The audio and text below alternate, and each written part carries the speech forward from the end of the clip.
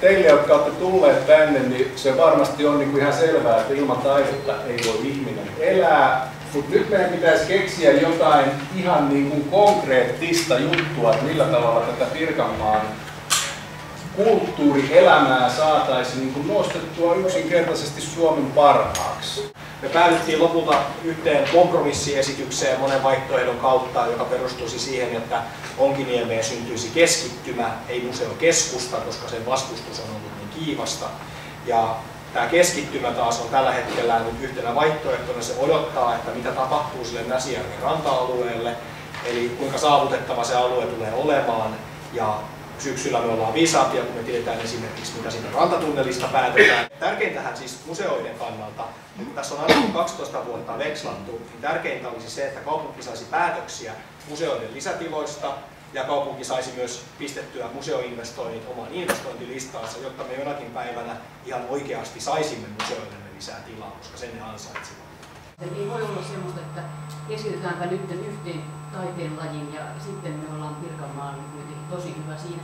Meidän on pakko ottaa huomioon, että on monipuolinen ja monen suuntaan vetävä maakunta, mutta todellakin niin kuin Sirnö jo aikaisemmin tänään sanoi, niin kulttuurisesti mahtava maakunta. Et ei ehkä se, että mikä kulttuurissa on se vahvuus, vaan se, että mikä maakunnassa on vahvuus, se on se kulttuuri. Pauliina Alkas on minusta hyvin tuolla Tampere-talolla puhunut tästä, että meidän pitäisi satsata siihen, että tänne saapuu kansainvälisesti ympäri maailmaa ihmisiä. Ja yksi onni on ollut se, mistä tietysti Finnair välttämättä ei ole tykännyt, kun meillä on ollut halpalentoyhtiö, joka on tullut tänne sattumalta ihmisiä. Ja ongelma on se, että kun ne tulee tuonne lentoasemalle, niin ei välttämättä tiedä, mitä täällä tapahtuu tässä kaupungissa. Täällä saattaa meille riittäisi joku ihan siis katufestivaali tai joku tosiaan teatterikesä tai joku, johon ne voisi olla sattumalta. Ja mä kävin katsomassa maailman kauneimpia rakennuksia Sienassa, Lukkassa ja Firenzessä ja lensin Pisasta tänne, vieressä istui italialainen mies. Sanoi, että hän tulee katsoa tänne vanhoja tehdasrakennuksia, miten niistä on tehty kauppakeskuksia ja ravintoloita. Niin häntä kiinnosti tämä Tampereen miljööksi. Eli sä oot lopettamassa nyt sitten taidetta Tampereen ammattikorkeakoulusta, ainakin kuvataidetta. Minkä takia? Niin, joo, ihan totta. Tämä varmaan on sellainen henkilöityminen tällä hetkellä tällaiselle kaikille pahalle ja kaiken pahan alku ja juuri. Mutta mehän eletään sillä historiallista aikaa täällä Suomessa, että ensimmäistä kertaa itsenäisen Suomen historiassa korkeakoulutuksesta leikataan merkittävästi. Ammattikorkeakoulujärjestelmästä on päätetty leikata aika tarkasti 18% seuraavien 2-3 vuoden aikana. Ja sehän väkisin näkyy tietenkin sitten tuossa meidän monissa toiminnoissa. Jotta me pärjätään myös tuonne valtakunnalliseen keskusteluun siitä, että miten Tampereen ammattikorkeakoulu profiloituu, on vahva kulttuurialan kouluttaja, niin siinä meidän keihäänkärjet, tai miksi ikinä heitä halutaan sitten nimittääkin, niin on tämä, että me lähdetään tällä Mediapolis-rakennelmalla ja toisaalta musiikissa. Me tullaan olemaan jatkossa klassisen musiikin kouluttajina ilmeisesti ammattikorkeakoulukentässä hyvin läheltä ainoita Suomessa.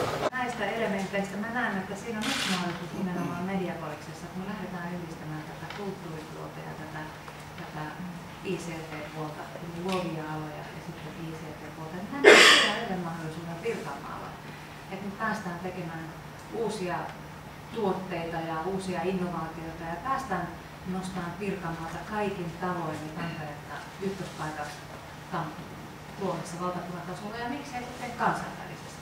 Me ollaan esimerkiksi nuorten keskuudessa yksi Suomen suosituimpia kaupunkeja, me ollaan monissa mittareissa Suomen vetovoimaisin kaupunki.